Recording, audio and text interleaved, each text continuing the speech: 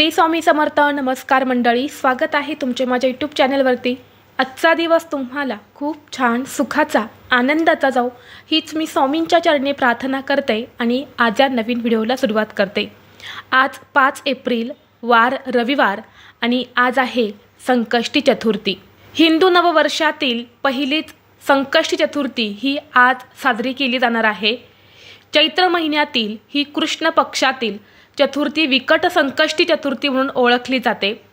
नवीन वर्षाच्या सुरुवातीलाच येणारी ही चतुर्थी धार्मिक दृष्टिकोनातून अत्यंत महत्त्वाची मानली जाते.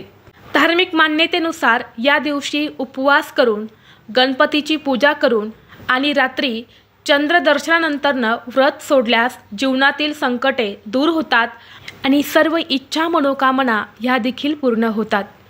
ज्योतिषशास्त्रानुसार पाहायला गेल्यास आज संकष्टी चतुर्थीचा दिवस हा अनेकांसाठी नशीब पालटणारा ठरणार आहे.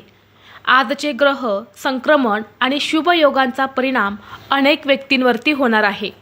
या संकष्टी चतुर्थीला स्त्रिया व्रत करून त्यांच्या मुलांच्या दीर्घ आयुष्यासाठी आनंद आणि समृद्धीसाठी कामना करतात. संकष्टी या शब्दाचा अर्थ असा आहे की संकटे दूर करणारी अशी ही तिथी. हे व्रत केल्याने सर्व प्रकारच्या अडचणी दूर होतात. गणेश पुराणात या व्रताचा महिमा सांगितला असून या दिवशी केलेली गणपतीची पूजा उपाय हे थेट बाप्पांची कृपादृष्टी प्राप्त करून देते. गणपती बाप्पा हे विद्येचे ज्ञानाचे देवता आहेत. गणपती बाप्पा हे सर्व देवतांमध्ये अतिशय हुशार देवता असल्यामुळे या दिवशी खास करून मुलांसाठी सुद्धा काही प्रभावी उपाय आणि सेवा ज्या आहेत तर त्या केल्या जातात. आज व्हिडिओमध्ये मी तुम्हाला एक अत्यंत प्रभावी असा उपाय सांगणार आहे. आज संकष्टी चतुर्थीला संध्याकाळी प्रत्येक आईने आपल्या मुलांसाठी कापुरासोबत एक वस्तू जाळायची आहे. ही वस्तू जाळल्याने मुलांचे सर्व दोष संकट विघ्न अडचणी नष्ट होऊन अभ्यासात प्रगती नोकरीत भरभरून यश मिळेल. मुलांची प्रत्येक इच्छा पूर्ण होईल. तर अशी कोणती वस्तू आहे जी संध्याकाळी कापुरासोबत जाळायची आहेत, कोणत्या वेळेत हा उपाय करायचा आहे अशी ही संपूर्ण माहिती या व्हिडिओमध्ये मी तुमच्यासोबत शेअर करणार आहे. त्यामुळे तुम्ही हा व्हिडिओ स्किप न करता शेवटपर्यंत नक्की पहा. चॅनलवरती नवीन असाल तर सबस्क्राईब करा आणि असेच माहितीपूर्व नवनवीन व्हिडिओ पाहण्यासाठी बेल आयकॉनलाही प्रेस करा. म्हणजे जेव्हा कधी मी नवीन व्हिडिओ अपलोड करेल त्याचं नोटिफिकेशन सर्वात अगोदर तुम्हाला भेटेल आणि तुम्ही एक पण व्हिडिओ मिस करणार नाही. तर पहा, आज या व्हिडिओमध्ये मी तुम्हाला जो उपाय सांगणार आहे तर हा उपाय आपल्याला आज संध्याकाळी करायचा आहे. संध्याकाळी 6 वाजल्यानंतरनं अगदी रात्री 12 वाजेपर्यंत हा उपाय तुम्ही कधीही करू शकता. परंतु तुम्हाला शक्य असेल तर हा उपाय तुम्ही संध्याकाळी बघा जेव्हा चंद्रोदय होणार आहे. तर चंद्रोदय हा 9:45 होणार आहे. तर त्या वेळेमध्ये तुम्ही चंद्राची पूजा करून हा उपाय केला तर अतिशय उत्तम. तेव्हा नाही शक्य झाले तर मग तुम्ही सायंकाळी 6 वाजल्यापासून रात्री 12 वाजेपर्यंत कधीही करू शकता.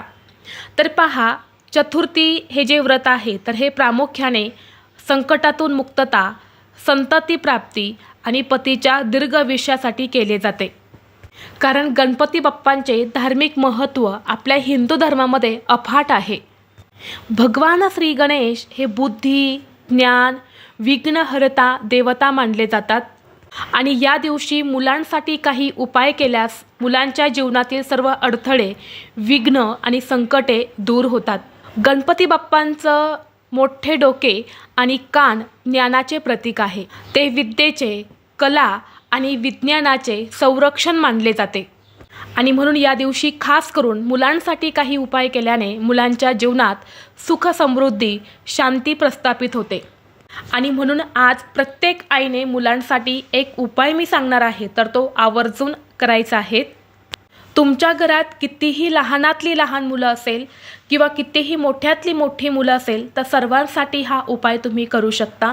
मुलं आणि मुली या दोघांसाठी हा उपाय आपल्याला करता येणार आहे.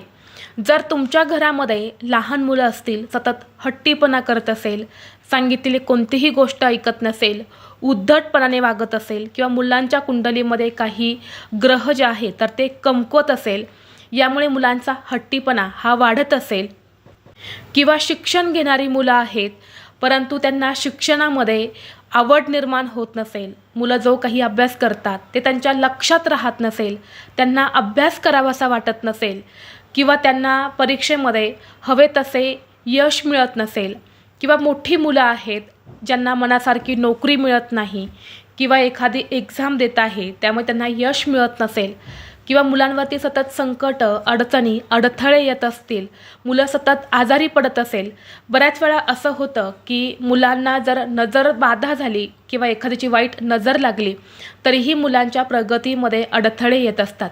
आता नजर दोष किंवा नजरबाधा ही फक्त बाहेरच्याच व्यक्तींची लागते का? तर नाही. घरातल्या व्यक्तींची, खास करून आई वडिलांची नजर जी आहे ना ती आपल्या मुलांना खूप पटकन लागत असते. आणि म्हणून प्रत्येक अमावस्येला, पौर्णिमेला, चतुर्थीला मुलांसाठी काही छोटे मोठे उपाय जर आपण केले ना तर ते खूप जास्त प्रभावी ठरत असतात. कारण या तिथींना खूप जास्त महत्त्व दिलं जातं. म्हणून आपल्याला आज चतुर्थीला हा उपाय जो आहे तर तो करायचा आहे.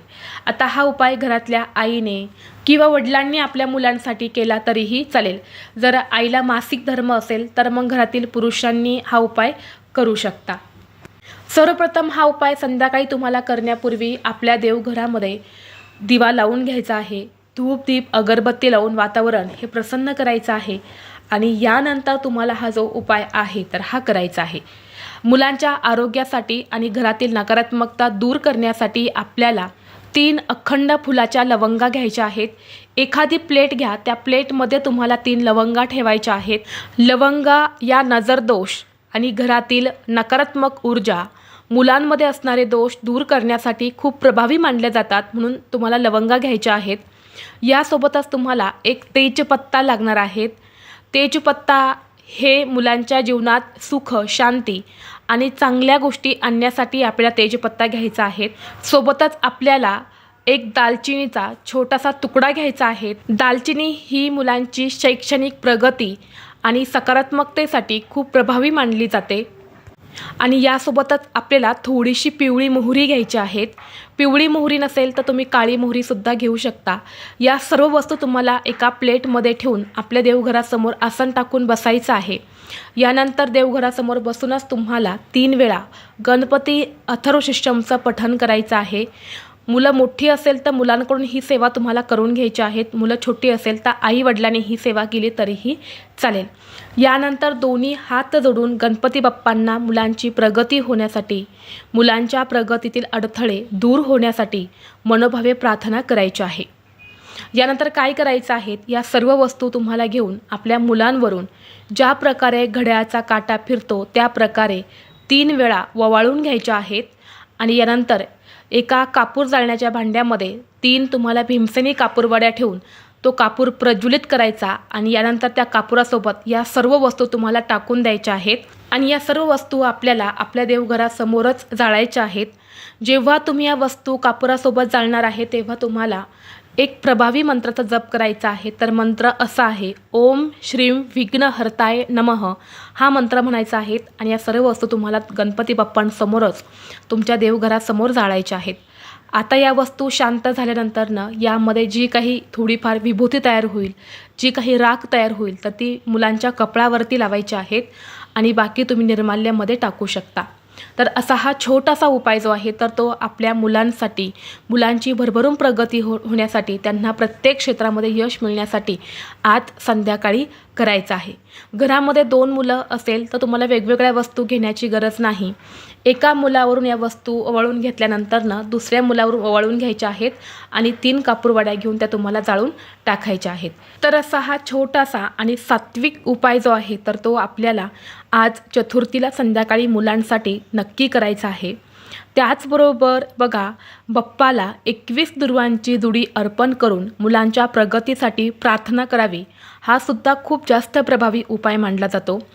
संकष्टी चतुर्थीच्या दिवशी हिरवे मूग बाप्पांना अर्पण करून ते नंतर पक्ष्यांना खाऊ घातल्याने मुलांच्या प्रगतीतील अडथळे जे आहेत तर ते सुद्धा दूर होतात.